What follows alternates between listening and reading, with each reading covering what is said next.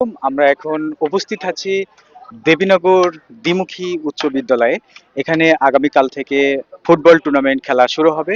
তো মাহমুদুল হাসান নাইম আমার ফ্রেন্ড, তিনি চাপাই স্পোর্ট, তার একটা পেজ আছে, সেই পেজ চাপাই স্পোর্টসে কালকে যে খেলা শুরু হবে সেখানে কি আপনাকে লাইভে দেখতে পাওয়া যাবে? আপনার এই যে খেলাটা হবে এটা কি আপনার লাইভে সম্প্রচার হবে না কি হবে, এই বিষয়ে যদি একটু বলতেন। ধন্যবাদ জানাতে চাই আমার বন্ধু সামিমকে। আসলে আমাদের মানে আমার এই পেজটা মানে খুব বেশি দিন হয়নি আমার, সম্ভবত 3 মাস চলছে।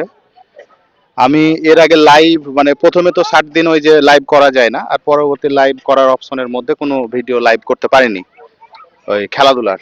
তো আমি চেষ্টা করব যে আমি লাইভ করার। আপনারা অনেকেই জানেন দর্শকবৃন্দ যে আমার কন্যা সন্তান হয়েছে গত শুক্রবারে। তো এ সময় একটু কাজ থাকে।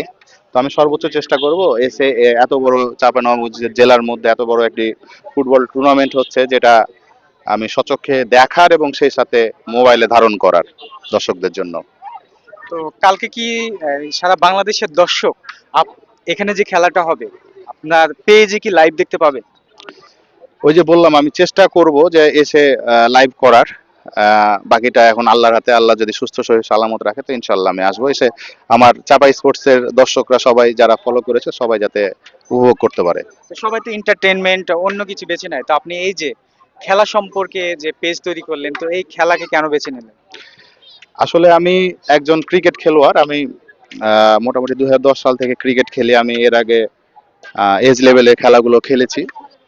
তো একটি নির্দিষ্ট সময় পরে যখন খেলাধুলা কমে গেল, তখন থেকে আমার চিন্তা ভাবনা ছিল যেভাবে হোক খেলাধুলার সাথে জড়িত থাকার। তো এই গত 3 মাস আগে আমার হঠাৎ করে মাথায় আসলো যে যদি এরকম একটা করা যায় যে পেজ খোলার মাধ্যমে আমাদের লোকাল যে ভাইরা আছে বন্ধুরা আছে তাদেরকে যাতে পুরো বাংলাদেশে প্রমোট করা। এখন আপনারা জানেন যে ক্রিকেট ফুটবলে অনেক খ্যাপ খ্যাপ বলতে ওই যে হায়ার করে নিয়ে যায়, টাকা পয়সা অনেক। তা আমি যেটা খেয়াল করেছি যে আমাদের এই চাঁপাইনবাবগঞ্জ জেলার ছোট ভাইরা বন্ধুরা সবাই এই সুবিধা থেকে বঞ্চিত আছে। একমাত্র কারণ হচ্ছে মিডিয়া। কারণ অনেক জায়গায় খেলোয়াড় দেখছে মিডিয়ার মাধ্যমে প্রচার বেশি হয়েছে। তো আমাদের মানে আমার উদ্দেশ্যই ছিল যে আমার আমার মাধ্যমে যদি আমার ছোট ভাইয়ের উপকৃত হয়, পুরো বাংলাদেশে তারা দেখতে পায় যে তাদের পারফরমেন্সটা কিরকম হচ্ছে।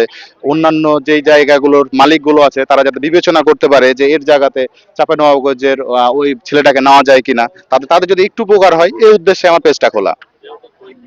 তো দর্শকদের উদ্দেশ্যে আপনি কি বলবেন আপনার পেজ সম্পর্কে?